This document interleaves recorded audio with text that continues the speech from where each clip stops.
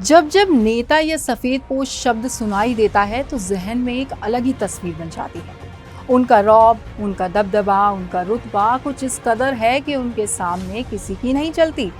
और शायद यही कारण है कि सफेद पोश सिस्टम का माहौल बनाकर रख देते हैं। अब उत्तराखंड विधानसभा में भर्ती घोटाला ही देख लीजिए। मामले में जांच जारी है। कार्रवाई के नाम पर 228 लोगों को अपनी नौकरी से हाथ धोना पड़ा। विधानसभा सचिव मुकेश सिंघल को भी सस्पेंड कर दिया गया। लेकिन इस सब के बीच जिनके चहेतों और जिनकी इच्छा पर ये नियम विरुद्ध नियुक्तियां की गई, उन पर कोई कार्रवाई नहीं हुई। दो पूर्व विधानसभा अध्यक्ष, कांग्रेस सरकार में गोविंद सिंह कुंजवाल और बीजेपी सरकार में प्रेमचंद अग्रवाल, दोनों की कार्यप्रणाली ही सवालों के घेरे में है। सवाल ये भी है कि कहीं ये खेल राज्य गठन से ही तो नहीं खेला जा रहा। दावा ये भी है कि उत्तराखंड विधानसभा में बैकडोर से नियुक्तियां हुई और चहेतों को नौकरियां दी गई। अब आप ही बताइए कि ऐसा जिनके इशारों पर हुआ, उनके खिलाफ कोई कार्रवाई बनती है या नहीं, जिन्होंने नियम कानूनों को ताक पर रखते हुए महज एक एप्लीकेशन के आधार पर नियुक्तियां दे दी। वैसे इस मामले में हाईकोर्ट में एक जनहित याचिका भी दायर की गई है, जिस पर सुनवाई चल रही है। ऐसे में अब देखना यह भी होगा कि हाईकोर्ट से क्या निर्णय आता है। बैकडोर भर्ती पर सियासत। विधानसभा में कर्मचारियों की बैकडोर भर्ती के बहाने राजनीति अभी भी जारी है।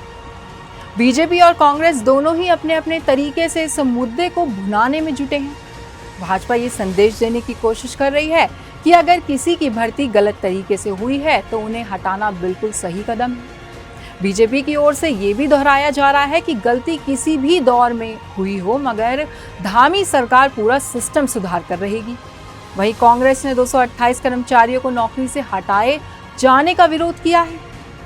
कांग्रेस की डिमांड है कि नौकरी पाने वालों की बजाय गलत तरीके से नौकरी देने वालों पर एक्शन लिया जाना चाहिए।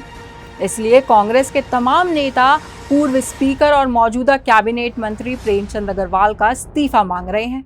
इसके लिए कई बार सरकार पर दबाव भी बनाया जा चुका है, लेकिन इसका कोई असर नहीं हुआ। कुल मिलाकर बीजेपी और कांग्रेस इस पूरे विवाद को लेकर एक दूसरे को गिरबान में झांकने की नसीहत देकर अपनी अपनी सियासी मजबूरियों से बाहर निकलने की कोशिश में है, क्योंकि बैकडोर भर्तियां दोनों के ही कार्यकाल में हुई हैं। हैरानी की बात तो ये भी है कि जिनकी देखरेख में विधानसभा में बैकडोर नियुक्तियां हुई, उन पर अब तक कोई कार्रवाई क्यों नहीं हुई। ऐसे में कई बड़े सवाल खड़े होते हैं। अधूरा इंसाफ नहीं कहा जा सकता है। उत्तराखंड राज्य का निर्माण भी शायद इसलिए नहीं किया गया होगा कि नेताओं का विकास हो और वो जनता सिस्टम की खामियों का खामियाजा भुगतती रहे। आप इस मसले पर क्या सोचते हैं, हमें कमेंट बॉक्स में जरूर बताइएगा।